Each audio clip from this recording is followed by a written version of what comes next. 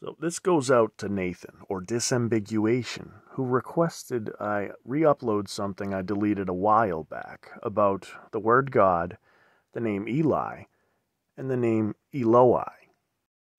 We'll look at a couple of Bible verses, do some funky math and gematria, and two of the numbers we're going to look at are 173 and 1073. One thing that makes these two numbers different is the zero, of course. 1073, omit the zero, you get 173. 173, when you flip that upside down, it could look a lot like capital letters, the name Eli. And for one, have you ever seen the Book of Eli, the movie The Book of Eli? The main character has the only remaining copy of the Bible, since all the copies were intentionally destroyed. So it's the Book of Eli. The main character is Eli, but in the Bible, Eli translates to my God. So it's like the Book of my God. And I guess it's worth pointing out that 173 is a prime number. It's the 40th, and think of how much 40 you can see in the Bible, 40 days, 40 nights, and whatnot. But about Eli and Eloi, there's two almost identical verses in the Bible. New Testament, at the point of Jesus' death, Gospel of Mark. So I can't pronounce all of this. I'm going to skip the part I can't pronounce, but something like this. At the 9th hour, Jesus cried out with a loud voice, Eloi, Eloi. Words I can't pronounce, and my God, why have you forsaken me? Almost identical verse in Matthew. Instead of Eloi, he shouts out to Eli. Without the O, he omits the O. Again, it reminds me of when Jewish people write out the word God. GD, G-D. They sometimes omit the letter O, like they drop the zero. Once again, the word God, G-O-D, spelled out using the reverse square cipher, equals 1073, like upside down Eloi. And real quick, look how many ciphers match. When you type out God, and let's do all capital letters here because Eli, that's how we're going to get the 173. But Eli in all caps matches G-O-D in all caps in so many ciphers. Just thought I had to point that out there. I'll let you look at these examples for a few seconds here.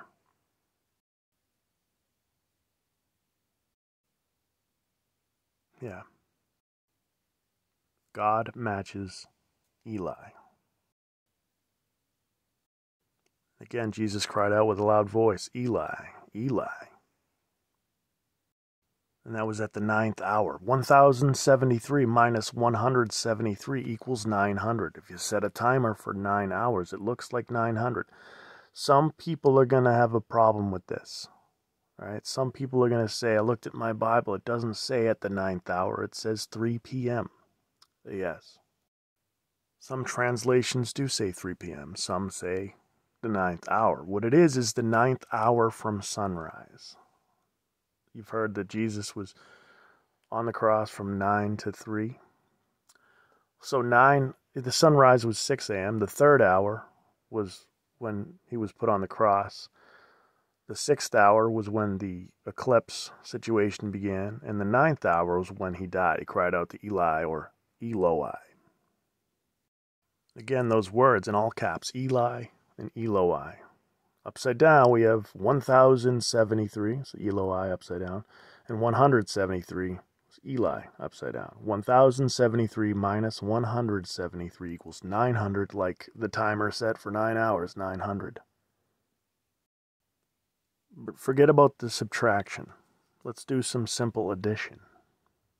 Instead of 1073, 173, treat them as individual digits, 1073 and 173. Add them together, 1 plus 0 plus 7 plus 3 plus 1 plus 7 plus 3 equals 22. Wouldn't you know, Psalm 22 begins like this, Why have you forsaken me?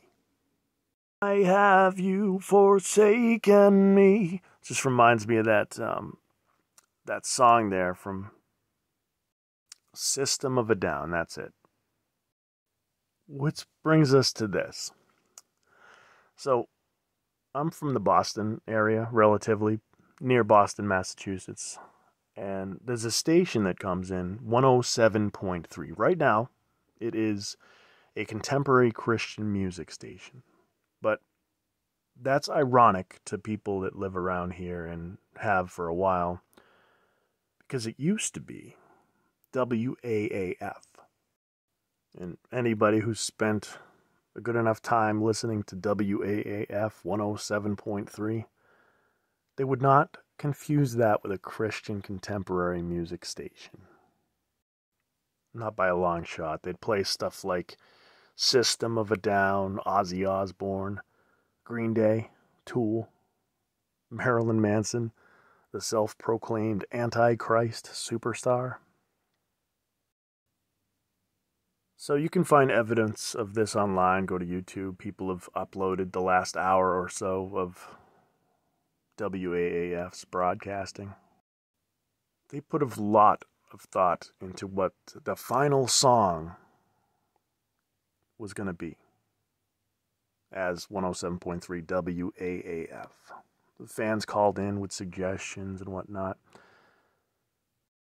But if you locate these videos that say it's the last hour of WAAF or whatever, you're going to see what it is.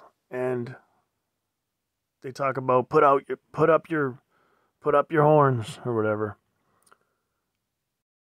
The final song that they played was Black Sabbath by Black Sabbath. I mean, just the title alone, considering that they were going to go to a Christian contemporary music station.